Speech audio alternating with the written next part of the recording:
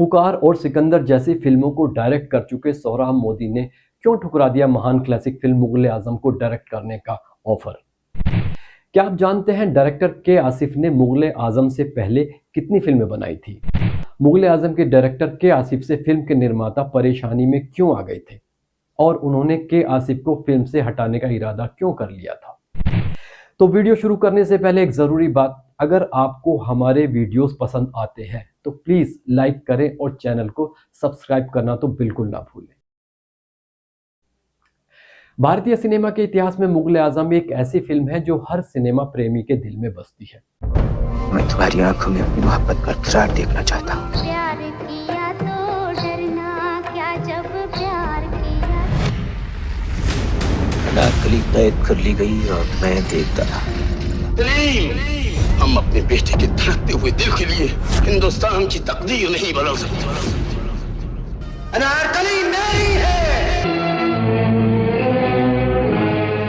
इस महान classic film के निर्माण से जुड़े कई किस्से हैं जो इसे और भी खास बनाते हैं। आज हम आपको ऐसा ही एक रोचक किस्सा सुनाते हैं जो इस फिल्म के पीछे की एक अनकही कहानी को उजागर करता है। मुगले आजम के बारे में एक बार मशहूर चित्रकार मकबूल फिदा हुसैन ने कहा था, यह फिल्म अपने आप में आंखों की राहत का एक समा है। निर्देशक के आसिफ ने जिस तरह तमाम कारनामे को तस्वुर करके अंजाम दिया है वो उसी तरह है जिस तरह एक पेंटिंग बनाना। मैं समझता हूं कि ऐसी फिल्म अगर फिर बनाना हो तो के आसिफ को ही इस दुनिया में वापस आना होगा, कोई और इस कारनामे को अंजाम नहीं दे सकता। 1946 से ही के आसिफ मुगले आजम बनाना चाहते थे। 1950 में के आसिफ ने मुगले आजम की शूटिंग शुरू की तो उससे पहले उन्होंने सिर्फ एक ही फिल्म डायरेक्ट की थी जिसका नाम था फूल। के आसिफ मुगले आजम को भारतीय सिनेमा इतिहास की सबसे शानदार फिल्म बनाना चाहते थे। वो इस फिल्म के निर्माण में किसी तरह का समझौता नहीं करना चाहते थे। मुगले आजम के आसिफ के लिए सिर्फ एक फिल्म नहीं थी बल्कि एक जुनून थी।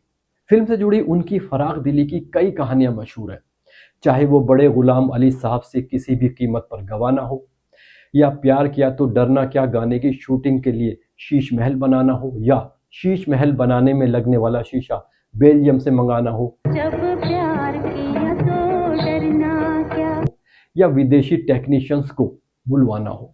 समझौता शब्द जैसे उनकी डिक्शनरी में था ही नहीं। वो फिल्म के लिए पूरी तरह समर्पित थे।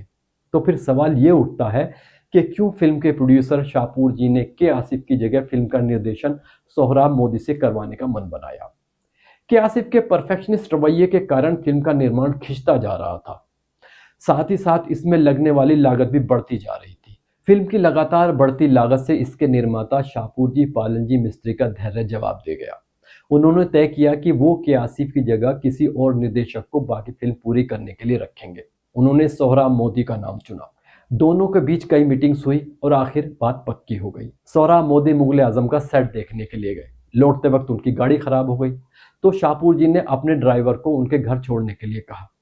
बातों बातों में शाहपुर जी का ड्राइवर सोहराब मोदी से कहने लगा कि साहब, आसिफ मियाँ भी अजीब आदमी है, या शूटिंग पर अनारकली के लिए हीरे मोती की जिद करता है, लेकिन खुद उसके पास केवल सिर्फ 2 जोड़ी कपड़े हैं।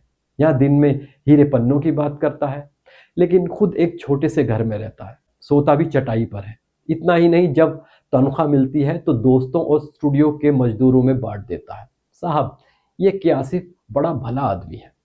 गाड़ी में तो ड्राइवर की बात का सोहराब मोदी ने कोई जवाब नहीं दिया। वो खामोशी से के आसिफ के बारे में सोचते रहे। घर पहुंचकर उन्होंने शाहपुर जी को फोन लगाया और मुगले आजम का निर्देशन करने से इनकार कर दिया। रेडियो कार्यक्रम यादों का सफर में अन्नू कपूर साहब ने बताया कि सोहराब मोदी ने शाहपुर जी को यह सलाह भी दी कि अगर आप अपनी फिल्म का भला चाहते हैं तो किसी और को इस फिल्म का निर्देशन मत दीजिएगा, ये फिल्म सिर्फ के आसिफ के लिए ही है। और इस तरह के आसिफ के हाथ से मुगले आजम फिसलने से बच गई।